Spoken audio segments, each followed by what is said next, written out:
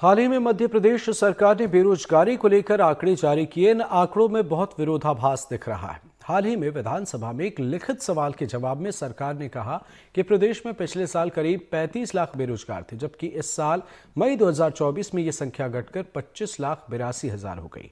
लेकिन बजट के ठीक पहले पेश आर्थिक सर्वेक्षण में सरकार ने दावा किया कि राज्य में करीब 33 लाख पंजीकृत बेरोजगार हैं। देखिए एनडीटीवी के रेजिडेंट एडिटर अनुराग द्वारी की खास रिपोर्ट। मध्य प्रदेश सरकार का दावा है कि 2023 की तुलना में मई 2024 तक 9,90,935 बेरोजगारों की संख्या कम हो गई है। इसके अलावा पिछले 3 वर्षों में 2,32,000 लोगों को सरकारी नौकरियां मिली हैं। विधानसभा में सरकार ने जो आंकड़े पेश किए हैं वो 2 सवाल खड़े कर रहे हैं। पहला कि आखिर 7,58,000 बेरोजगार गए कहां, और दूसरा कि सरकार ने जो लिखित जवाब दिया है और जो आर्थिक सर्वेक्षण पेश किया है, उन दोनों के आंकड़ों में इतना फर्क क्यों है। हालांकि विधानसभा में सरकार ने जो आंकड़े दिए थे उसके मुताबिक पिछले साल बेरोजगारों की संख्या 35,73,000 थी, जबकि मई 2024 में ये तादाद 25,82,000 हो गई।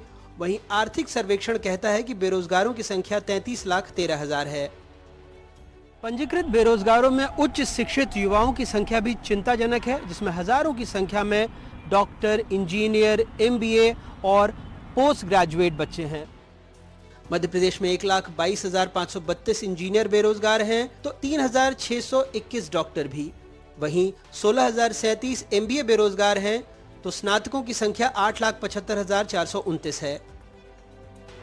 एक और परेशान करने वाली बात है कि पिछड़ी जातियों के लगभग 40% पंजीकृत आवेदक बेरोजगार हैं। जातियों के हिसाब से बेरोजगारों की सबसे बड़ी संख्या ओबीसी की है, जिसमें लगभग 10,17,519 बेरोजगार हैं, जबकि सामान्य वर्ग के 6,96,849 बेरोजगार हैं। ये हालात तब हैं जब सरकार तकनीकी शिक्षा, कौशल विकास और रोजगार कार्यालयों के लिए हर साल करोड़ों रुपए खर्च कर रही है। मध्य प्रदेश में जिलेवार बेरोजगारी के आंकड़े भी चौंकाते हैं। कुछ जिलों में बेरोजगारों की तादाद बेहद कम है और कुछ में बहुत ज्यादा।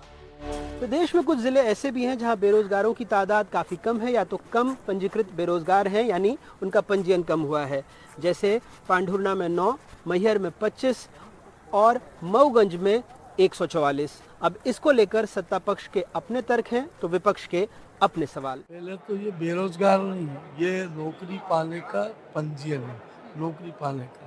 और 3 साल का इसका रजिस्ट्रेशन काल हो, 3 साल के बाद भी फिर उसका वापस फिर रजिस्ट्रेशन कराना पड़ता है। तो जिन लोगों को रोजगार मिल गया उनका कम हो जाता है, फिर बढ़ जाता है। जैसे ही वैकेंसी निकलती है तो इसके आंकड़े कम ज़्यादा होते हैं। कांग्रेस के पास आरोप लगाने के अलावा बचा ही क्या है। उनके समय क्या हुआ था, 3,000 लोगों को रोजगार मिला था। हमारे यहाँ 25,000 लोगों का रिप्लेसमेंट हुआ है। ये सरकार जुमलों की सरकार है, सिर्फ जुमलेबाजी करती है और आंकड़ों में गुमराह करती है। आपने देखा 2 लाख को रोजगार दिया, 9 लाख गायब हो गए।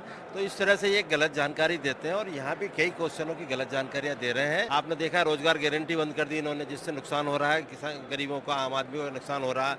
और भी दूसरी छोटी छोटी योजनाएं बंद कर दी जिनसे लोगों को रोजगार मिलता है, वो भी बंद कर दी है। और इस तरह से बेरोजगारी भी बढ़ती जा रही है और बेरोजगारी को छिपा रही है सरकार। ये दुर्भाग्य। सरकार के दावों के बावजूद एक महत्वपूर्ण सवाल उठता है कि वो 7,58,000 बेरोजगार कहां गए जो पिछले 1 साल में घटे हैं। सरकार के दावे और वास्तविकता के बीच इस अंतर को समझना महत्वपूर्ण है।